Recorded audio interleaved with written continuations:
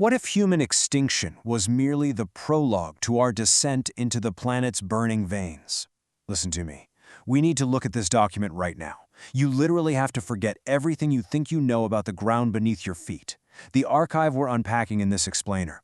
They call it Project Alternate Timeline Zero. It completely shatters our understanding of geography, of survival, basically of Earth itself. I need you focused completely on what we're about to uncover. It's a secret that was never meant to see the light of day, because the implications of this geocentric map are just absolutely staggering. That opening thought wasn't just a philosophical question. It's the terrifying foundation of an entirely different reality. See, we're looking at a civilization that didn't just survive some apocalyptic event. No, they were driven deep downward, forced into the suffocating dark. In this alternate timeline, the surface of the Earth, as we know it, is gone, completely irrelevant. The sun, the sky, the soil, obsolete.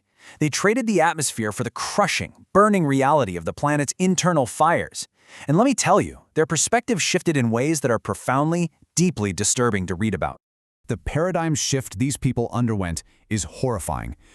Look at these words straight from the Forbidden Archive. Our maps show continents, borders, and oceans. Their maps showed none of that. Let that sink in for a second. Everything that defines our reality, our nations, our coastlines, the vast oceans, it means absolutely nothing to them. To them, the world was no longer a place of horizontal distances.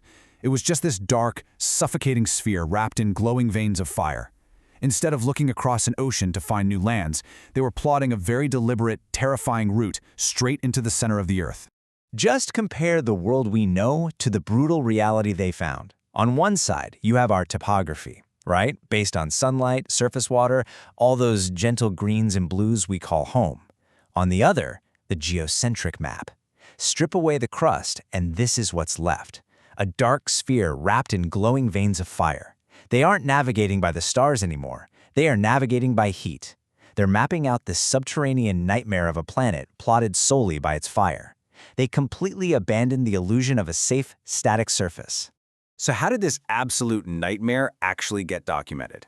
The archives detail the dark history of something called the Thermodynamic Council. It all started at year zero, an event they refer to as the convergence. That's the cataclysm that forced humanity into the dark. From there, it took 500 agonizing years. 5 centuries of blind, desperate data gathering, both maritime and inland, in a world that was entirely unrecognizable. Generations of people living and dying in total darkness. Finally, in year 500 after convergence, they synthesized all of it into one singular, terrifying document, the First Geocentric Map. 500 years of human effort, entirely dedicated to mapping a world that completely ignores mountains and rivers. What this map actually represents is a three-dimensional projection of the Earth's mantle. Think about the cinematic dread of that for a second.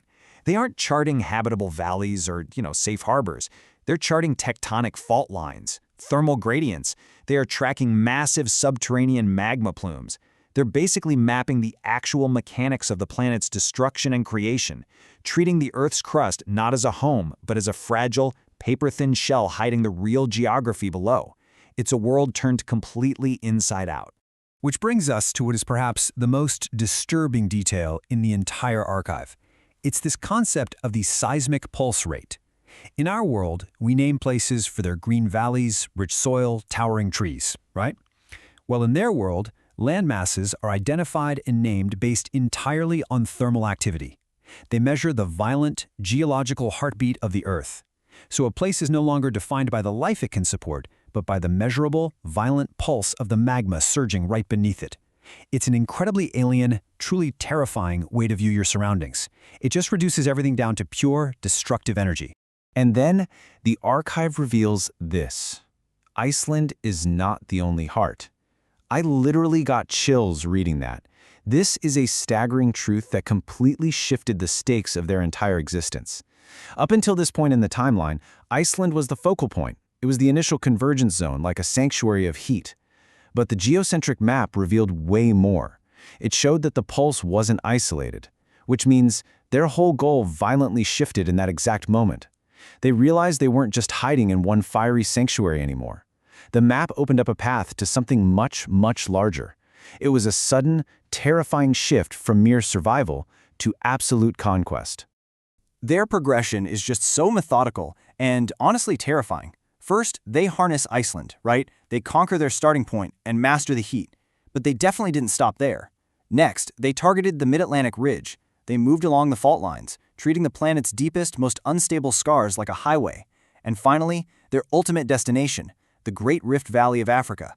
They aren't just out there exploring. They are tracking these specific, massive convergence zones across a rotting, hostile globe. They're literally following the planet's veins directly to its most vital, thumping organs. This completely recontextualizes everything we've uncovered in this explainer so far. Their dark ambition shifted from localized survival to a massive planetary mission. Their goal? To connect all the volcanic hearts of the world. Iceland, the Mid-Atlantic Ridge, the Great Rift Valley. They want to wire the Earth's internal fire into one continuous, controllable system. To forge a single, unified thermal grid. They intend to domesticate the very tectonic forces that shape and break the globe. The sheer apocalyptic scale of that ambition is almost too vast to even comprehend. Which leaves us staring directly into the abyss of the Great Rift Valley with one final haunting question. What happens to a world when its thermal grid is finally unified? Seriously, if they succeed in wiring the planet's magma plumes together, what kind of civilization emerges from that immense godlike power? Do they control the Earth, or does the Earth consume them completely? The archive doesn't give us the answer. But as we close this explainer, I want you to keep that image burned in your mind. A dark sphere, wrapped in glowing, connected veins of fire, beating to a single, relentless seismic pulse.